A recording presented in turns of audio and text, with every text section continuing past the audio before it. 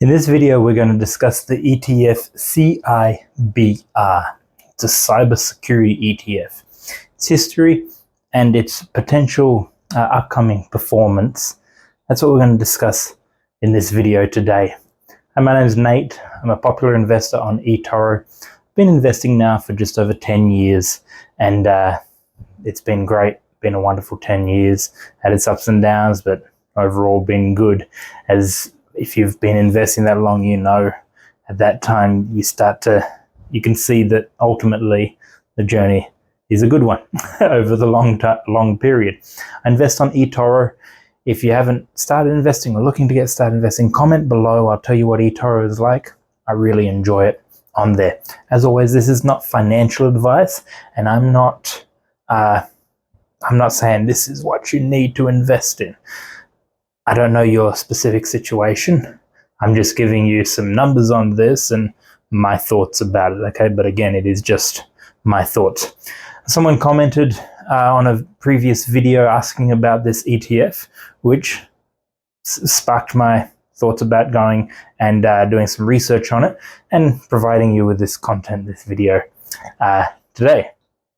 But it is a cybersecurity ETF. This is what's known as a sector-specific ETF. You can find this in all kinds of different sectors. So like in the S&P 500, for example, there's 11 sectors in there. It's got a bit of everything, basically, all through it there. But you can narrow it down to be sector-specific. URA, for example, is an ETF that focuses on uranium mining companies. That's URA. And so TAN is another one that focuses on solar companies, ETFs that is. So this is sector specific. So if you're wanting to get into a specific sector, invest in some companies, invest a bit more money into certain companies without investing directly into an individual company. It's a great way to diversify in one go, to own everything or own some top companies within a sector with just one instrument, that being in this case CIBR. So within this ETF there are 34 companies. So you put $100, it's going to divide it across those 34 companies. This is a weighted ETF, meaning the bigger companies are going to get a larger percentage of your investments, which in many cases is a good thing. You want to be weighted towards some of the bigger companies. Speaking of the companies within there, 3 of the top companies is CrowdStrike. Many of us know CrowdStrike from the previous incident that happened this year. They've rebounded from that. When that happened, I actually waited a couple of weeks and I bought some CrowdStrike. I've since got out with some good gains, and it worked out well for me. And so CrowdStrike is the top company there. Another top company is Cisco Tech and Palo Alto. And so these companies, these are 3 of the top companies that are within this ETF. So when you purchase this ETF, you're going to have all these companies in one go, plus another 31 companies. I just wasn't going to list them all off. I was just going to give you some of the top ones, names that you probably have heard in conversation around the investing industry. Over the past year, it's done just shy of 21%, right between 20 and 21%. It's actually slightly underperformed the S&P 500 in the past year, and year to date for 2024, it's slightly underperformed the S&P 500. That doesn't mean it's bad. It's just that's what's happened this year. That's still pretty good returns, really. Over the past 5 years, it's done 107%. That's good returns. The S&P 500 over the past 5 years done 91%. So this actually outperformed the S&P 500 over the past 5 years. And everyone's like, well, that means I should buy it. Well, not necessarily, okay?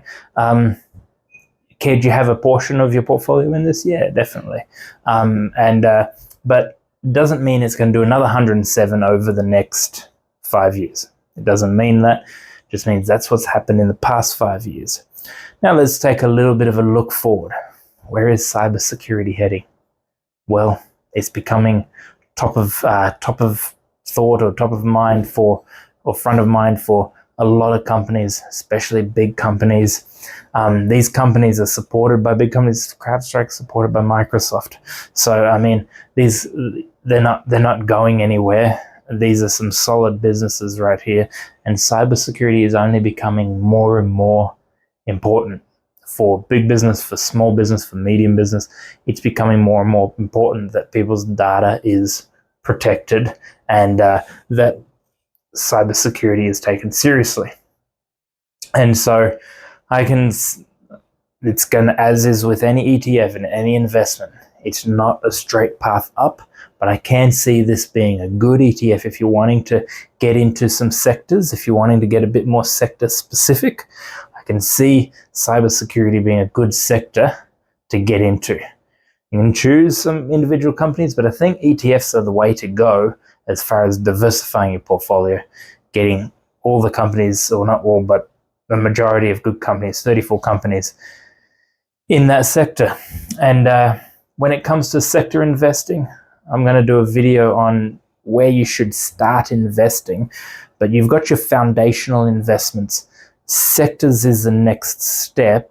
Sector investing, I wouldn't have more than really 25% of your portfolio, 20 to 25% of your portfolio tied up in sectors that are sector specific, and I wouldn't have more than 10% of your total portfolio tied up in one sector. So I wouldn't put 10%, or I wouldn't put more than 10% in just one sector. Then you become too weighted in that specific sector. Again, we want diversification. But hey, hope you enjoyed this video. If there's an ETF that you'd like me to do a video like this on, or you have a question about, comment below. We'll chat in the comments, and then I'll do a video as well. I'll do some research on it. But let me know what you think. Is this something that's in your portfolio, or is it something you're considering adding to your portfolio? Comment below.